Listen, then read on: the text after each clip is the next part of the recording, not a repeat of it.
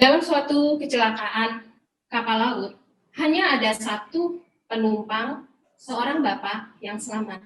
Ia terdampar di satu pulau yang kecil dan terpencil. Tidak ada penghuninya di pulau itu. Dia selalu datang kepada Tuhan untuk berdoa, memohon pertolongan. Adakah seseorang yang akan nantinya menolong dia? Dengan susah payah, bapak ini membangun sebuah gubuk kecil di pulau itu. Gubuk yang dia bangun adalah gubuk yang sangat sederhana, yang ia dapatkan bahan-bahannya dari sekitar di mana ia berada, yaitu pelepah-pelepah kayu dan juga barang-barang bahan-bahan yang mudah ia dapat. Gubuknya ini merupakan satu-satunya barang berharga buat dia, karena gubuk ini membuat dia merasa aman dari gangguan cuaca dan juga dapat menyimpan bahan-bahan barang-barang yang masih tersisa yang ada pada dirinya. Bapak ini setiap hari berdoa kepada Tuhan. Ia tidak jemu-jemunya untuk berdoa, memohon kepada Tuhan hingga hari berganti hari, tidak ada satupun yang datang menolong dia. Tetapi Bapak ini tetap tekun berdoa. Akhirnya, sepulang dia mencari makan, ia begitu terkejut karena gubuknya ini terbakar. Semua harapan dia ikut terbakar di dalamnya. Asap melambung tinggi ke angkasa. Hatinya begitu hancur karena semua barang-barang yang ada di gubuk itu pun ikut terbakar. Bapak ini begitu kecewa, begitu marah, dan begitu sedih. Dia marah kepada Tuhan. Dia berkata, Tuhan, teganya kamu melakukan ini kepadaku. Bukankah aku selalu minta pertolongan darimu? Aku selalu berdoa kepadamu. Kenapa engkau membuat satu-satunya tempat aku berlindung di pulau ini dan barang milikku yang hanya tinggal seadanya lenyap terbakar? Dia begitu sedih, Bapak Ibu. Kemudian dia menangis dan sangat putus asa. Ia pun tertidur. Pagi saat ia masih tertidur, dari kejauhan ia mendengar suara kapal yang mendekati pulau itu. Dia kaget, kemudian dia cepat-cepat berlari ke tepi pantai dan menemukan kapal itu, sebuah kapal sedang mendarat di pantai itu. Setelah ia bertemu dengan nahkodanya, ia berkata, mengapa engkau bisa menemukan aku di tempat ini? Nahkoda itu dengan tersenyum, ia berkata, sewaktu kapal kami ada beberapa mil dari pantai ini, kami melihat suatu tanda secepatnya. Bapak ini baru menyadari bahwa karena kebakaran rumahnya, asap yang melambung tinggi itu yang memberi pertolongan ini. Salah satu kekuatan doa yang sangat misteri yang Allah lakukan buat orang-orang yang tetap setia kepadanya. Malam ini saya akan membawakan tema pengajaran tentang doa. Saya percaya doa dapat membawa kita pada persatuan cinta kasih dengan Allah. Perkenalkan, nama saya Eti. Saya salah satu anggota komunitas Tritunggal Maha Kudus, Distrik Tangerang. Ini adalah teman-teman saya. Saya juga termasuk dari tim pengajar Distrik Tangerang. Saya bergabung pada KTM, pada komunitas ini sekitar 13 atau 14 tahun yang lalu. Saya bersyukur sekali masuk di dalam komunitas ini. Bapak Ibu bisa lihat bagaimana wajah-wajah dari sel kami begitu ceria, begitu ada persaudaraan. Ini waktu kami mengadakan kegiatan doa Yesus di tempat yang terbuka. Setelah doa Yesus, kami rekreasi sebentar. Sebelum saya menjadi seorang KTM, kehidupan doa saya bisa dikatakan dan saya juga menjalaninya biasa-biasa saja. Gitu. Saya rasa kehidupan doa saya sudah cukup. Setiap hari saya berdoa, doa pagi, doa malam, doa tidur, doa hal-hal yang lain, kemudian doa permohonan, itu yang saya lakukan. Tetapi Bapak Ibu, setelah saya masuk dalam KTM, saya mendapatkan banyak hal tentang pengertian tentang doa dan juga metode-metode doa di mana dapat membawa saya mempunyai hubungan yang lebih erat dengan Allah. Salah satunya yaitu doa Yesus. Mungkin itulah yang membuat saya bersyukur sekali untuk dapat masuk di dalam komunitas ini. Dengan doa Yesus dan doa-doa yang lain, saya merasakan kehidupan doa saya semakin teratur dan semakin baik. Baik, itu doa. Apa itu doa? Doa merupakan ungkapan hubungan pribadi manusia dengan Allah. Allah lah yang lebih dulu menyapa manusia dan manusia menjawab sapaan Allah. Jawaban manusia terhadap sapaan Allah itulah yang disebut dengan doa. Di dalam kita melakukan hubungan dengan Allah, di dalam doa itu terjadilah ungkapan-ungkapan cinta kasih Allah kepada kita dan kita juga memberikan cinta kasih kita kepada Allah. Dapat dikatakan di sini, doa adalah sebagai hubungan cinta kasih Allah kepada manusia dan cinta kasih kita kepada Allah. Iman, pengharapan, dan kasih. Iman, pengharapan, dan kasih memegang peranan penting di dalam hidup doa kita. Doa akan menjadi mudah bila iman, pengharapan, dan kasih kita kepada Allah itu sungguh hidup dan nyata. Dapat dikatakan di sini, kehidupan kita, kehidupan doa kita akan berkembang. Demikian juga iman, pengharapan, dan kasih kita kepada Allah turut berkembang. Jika hidup doa kita tidak ada iman dan juga tidak ada pengharapan serta kasih kita kepada Allah, itu adalah sia-sia. Di dalam kita berdoa, iman, pengharapan, dan kasih itu sungguh memegang peranan penting. Pentingnya berdoa.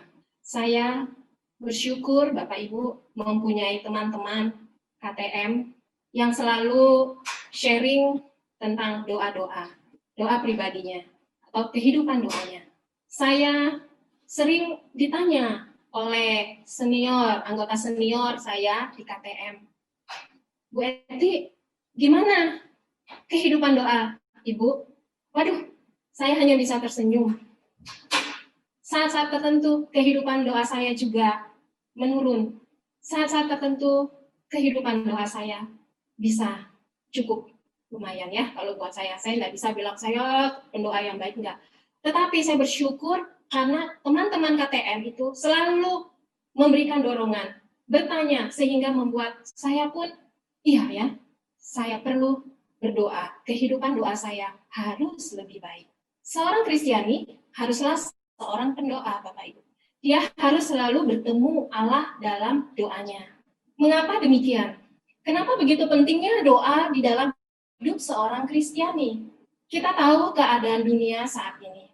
Begitu banyaknya problema, masalah, dan juga waktu kita yang habis untuk dunia ini. Tetapi ada satu yang sangat penting yang sebenarnya manusia membutuhkan, yaitu penolong dirinya. Berarti segala sesuatu yang di dunia ini, itu secara pribadi saya rasakan. Mengapa kita butuh doa? Kehidupan doa yang baik. Karena manusia untuk menghadapi segala sesuatu di dunia ini memerlukan satu ataupun seseorang yang kuat menahan atau menopang dirinya menghadapi segala sesuatu, segala macam problema yang ada di dunia ini. Dan juga manusia pasti merasa walaupun dia sudah hebat, sudah banyak sekali dapat dikatakan ia sudah merasa dirinya hebat, dia bisa mengatasi segala sesuatu, tetapi Bapak Ibu, dalam hati kecilnya, ia menyadari bahwa ada kekuatan yang lebih besar dari dirinya, yaitu Sang Penciptanya. Untuk itulah, maka ia perlu seseorang untuk menopang hidupnya. Siapa yang dapat penopang hidupnya? tidak ada lain adalah Allah sendiri. Kita pun dapat melihat dan meneladani kehidupan Yesus Kristus, Tuhan kita. Yesus Kristus adalah Allah dan juga Ia manusia. Tetapi Yesus Kristus mempunyai hubungan yang sangat indah bersama Allah. Di dalam tugas-tugasnya sehari-hari untuk mewartakan kasih Allah, untuk menjalankan tugas yang diberikan Allah kepadanya, Tuhan Yesus tidak pernah melupakan waktu untuk berhubungan dengan Allah. Tuhan menyiapkan waktu khusus dan juga dirinya, hatinya untuk tetap terus mempunyai hubungan yang indah dengan Allah. Pagi-pagi sekali sebelum Tuhan Yesus berkarya, ia datang dulu kepada Allah, mengadakan hubungan yang indah, dan Tuhan mengetahui apa yang diinginkan Allah yang akan Tuhan Yesus lakukan sepanjang hari ini.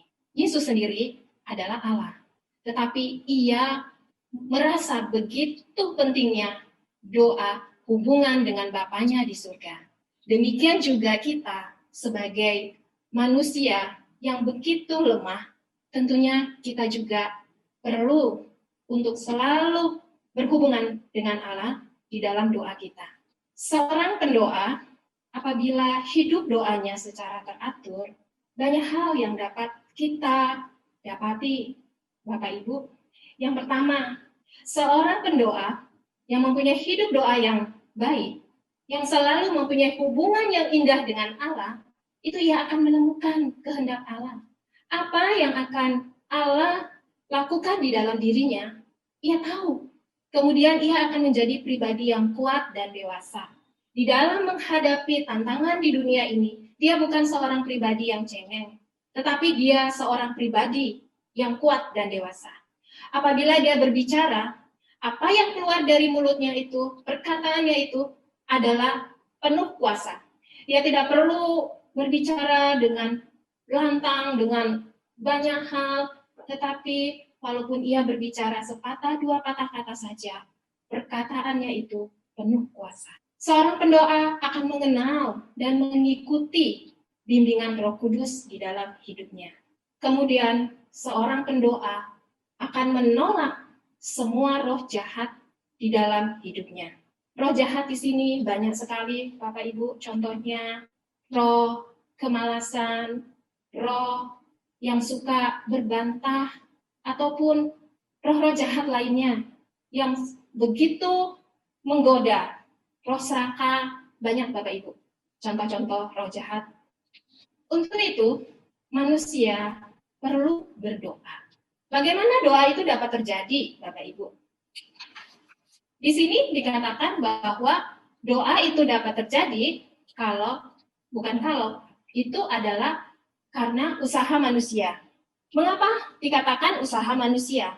Di dalam dirinya, manusia itu ingin untuk berhubungan dengan Allah. Dan bagaimana caranya ia bisa dapat masuk lebih dalam lagi untuk berhubungan dengan Allah? Maka ia akan mempelajari beberapa doa yang dapat kita katakan di sini metode-metode doa. Tetapi metode doa, misalnya doa lisan, doa tulis, doa batin, dan lain-lain, dia akan mencari itu supaya ia bisa dapat berdoa. Tetapi apakah itu cukup? Ternyata usaha manusia tidaklah cukup. Walaupun ia mencari berbagai macam metode doa untuk ia masuk dalam kehidupan doa yang sungguh indah bersama Tuhan. Ada satu yang berperan sangat penting di dalam doa, yaitu rahmat Allah di dalam Roh Kudus. Roh Kuduslah yang menjadi sumber inspirasi dari kita berdoa, supaya doa itu dapat terjadi. Roh Kuduslah yang menggerakkan dan memberikan kita inspirasi yang kuat untuk semakin dekat dengan Allah, semakin merasakan cinta kasih Allah. Karena saat kita berdoa, saat itulah Allah mencurahkan segala cinta kasih-Nya kepada kita. Manusia yang mencari Allah dengan sungguh-sungguh akan mengalami bahwa Allah lah yang lebih dulu menyapa, mengajak manusia untuk berdoa, bukan karena dirinya sendiri.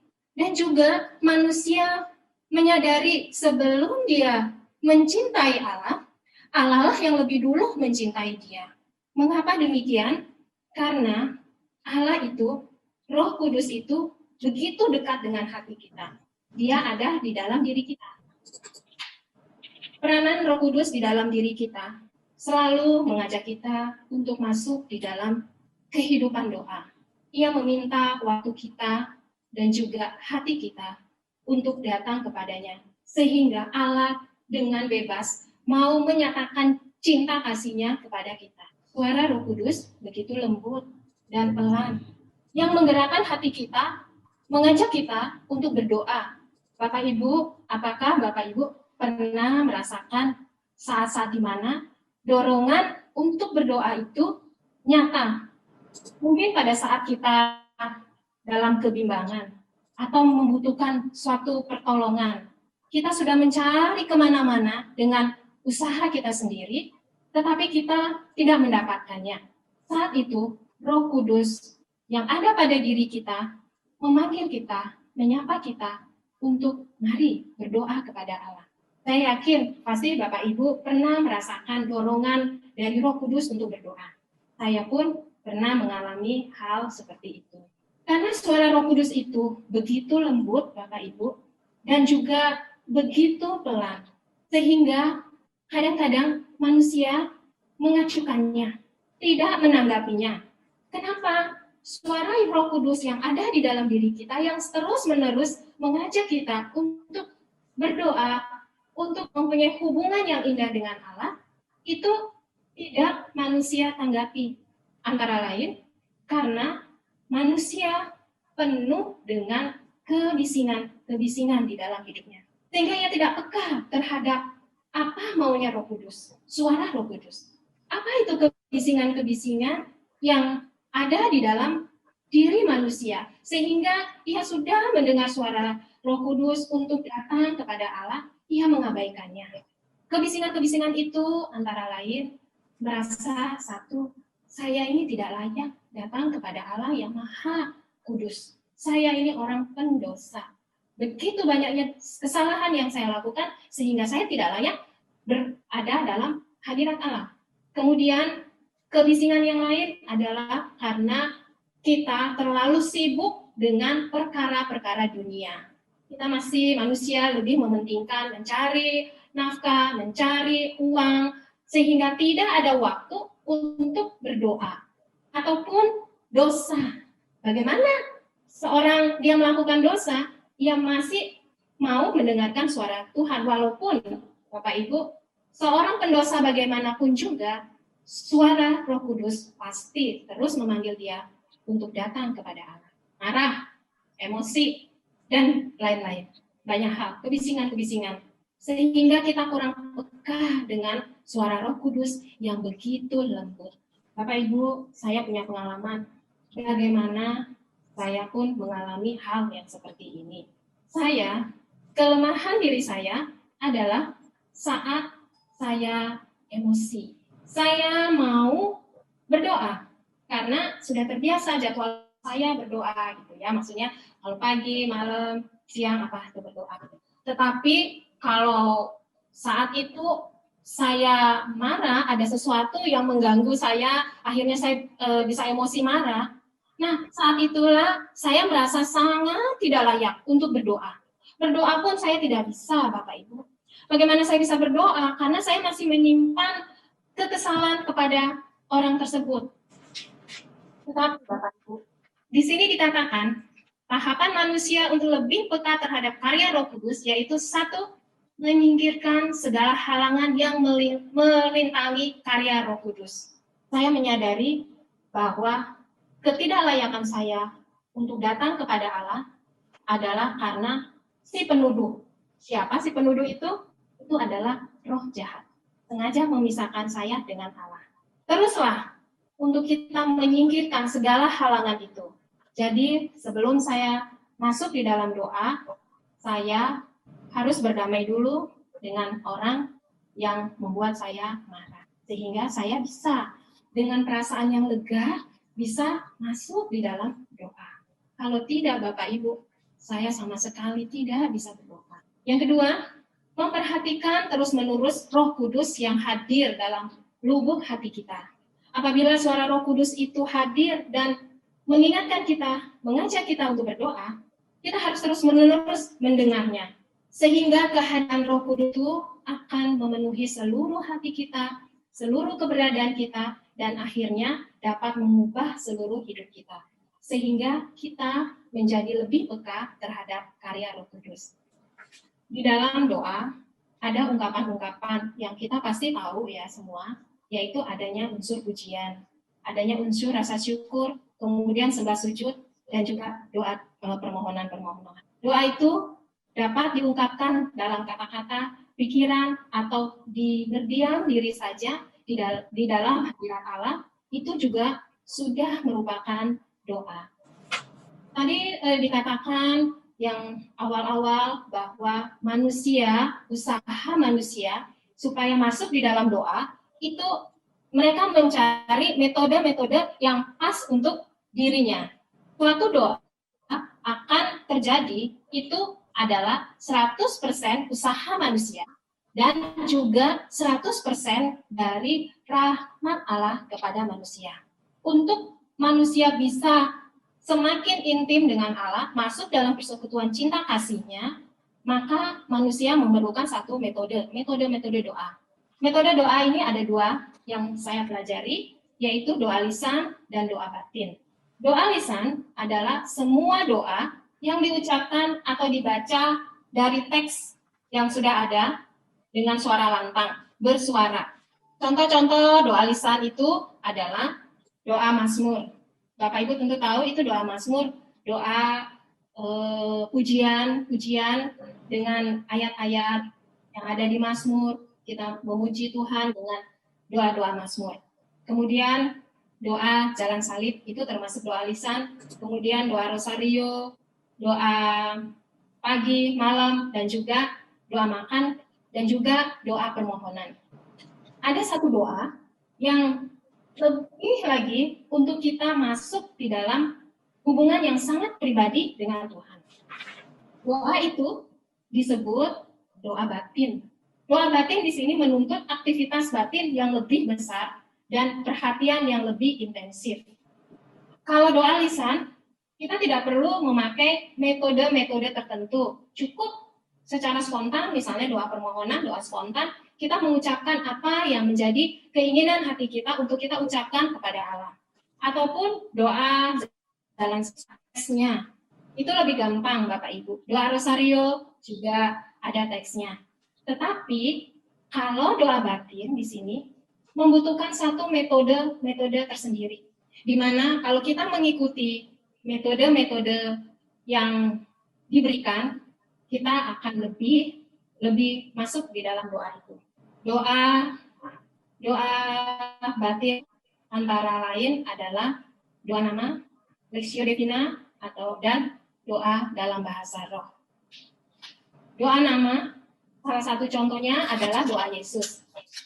Saya percaya Bapak Ibu yang ada di sini pasti sudah mengetahui tentang doa Yesus. Saya pertama kali mengenal doa Yesus saat masuk anggota KTM.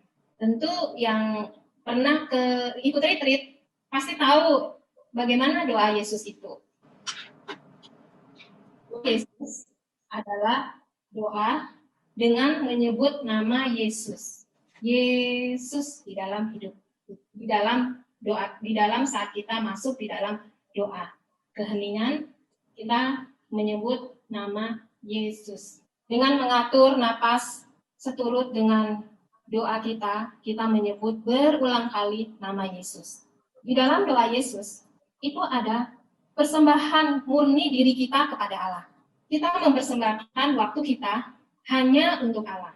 Doa Yesus itu tanpa tujuan. Tidak ada tujuan selain adalah persembahan kita seutuhnya kepada Allah. Disitulah Allah akan hadir di dalam keheningan di mana kita masuk di dalam doa Yesus. Saat kita semakin dalam di dalam doa Yesus, saat itulah kita akan merasakan bagaimana Allah secara rahasia mencurahkan cinta kasih-Nya kepada kita. Dan tanpa kita sadari juga, di dalam hati kita penuh gairah untuk selalu dekat dengan Allah dan sangat merindukan Allah. Bapak Ibu, itu adalah salah satu contoh doa batin. Untuk doa batin yang lain seperti Lectio Divina ataupun doa roh, berbahasa dalam roh, dan juga nantinya untuk doa Yesus akan dijelaskan lebih dalam lagi dari tim pengajar yang lain pada sesi-sesi berikutnya. Maka saya tidak membahas secara rinci bagaimana doa Yesus itu ataupun doa batin yang lain. Tetapi tujuan utama dari semua doa itu adalah untuk menuju persatuan cinta kasih kita dengan Allah. Pengalaman saya di dalam berdoa Yesus. Mungkin Bapak Ibu jauh lebih dalam mengalami masuk di dalam doa Yesus. Apabila kita sungguh-sungguh masuk dalam satu doa, hati kita hanya tertuju kepada Allah. Pengalaman pribadi saya dengan doa Yesus dapat saya sharekan kepada Bapak Ibu. Saya dan suami saya mempunyai waktu doa, yaitu pada pagi hari, sekitar jam 3 atau jam 4 pagi. Kalau nggak suami saya yang bangunkan saya yang mengajak suami saya. Kami masuk dalam doa, dimulai dengan puji-pujian, baca firman Tuhan sebentar, dan berbahasa roh, kemudian masuk di dalam keheningan doa Yesus. Saat saya masuk di dalam doa Yesus, tidak ada hal lain. Saya merasa kosong, saya hanya memandang Allah saja. Di dalam keheningan doa itu, yang saya rasakan pribadi, saya merasakan satu ketenangan dan sukacita. Di hati saya begitu bergelora untuk terus ada di dalam doa itu. Biasanya di kamar saya itu ada AC yang terdengar suaranya. Tapi pada saat itu saya tidak mendengarkan apapun juga. Dan juga di sebelah saya ada nakas, tempat tidur nakas yang ada jamnya. Detakan jam itu pun tidak saya dengar. Yang ada saya merasakan sesuatu yang bergelora di hati saya, penuh sukacita. Saya mendapatkan rahmat cinta kasih Allah. Karena saya sadari suami saya mengakhiri doa itu. Dan saya pun tersentak. Kok cepat sekali ya waktu itu? Dalam hati saya berkata, waktu yang saat saya berdoa Yesus, saya merasa saya tidak mau untuk berhenti. Saya mau diam di dalamnya. Dan saya merasakan waktu itu cepat sekali berlalu. Suami saya berkata bahwa ini sudah lebih dari 1 jam. Saya kaget, kok perasaan hanya beberapa menit ataupun nggak sampai beberapa, pokoknya cepat begitu Bapak Ibu. Padahal apabila saya berdoa, doa-doa yang lain, terasa waktu lama. Tetapi pada saat saya doa Yesus, saya merasakan begitu waktu cepat berlalu. Tetapi pada saat waktu yang singkat itu, saya mendapatkan sungguh kedamaian yang indah. Saya merasakan Tuhan begitu mengasihi saya. Dan jiwa saya pun bergelora untuk terus dapat diam bersama Dia, begitu rindu untuk terus mencari Dia. Dulu, hidup doa saya tidaklah seperti sekarang ini. Walaupun tidak sempurna, karena perjalanan hidup saya banyak hal yang saya hadapi. Saya dulu mempunyai suatu konsep yang berbeda tentang doa, Bapak Ibu. Saya berpikir kalau berdoa itu adalah permohonan-permohonan yang menjadi kebutuhan saya. Padahal setelah saya di dalam lagi,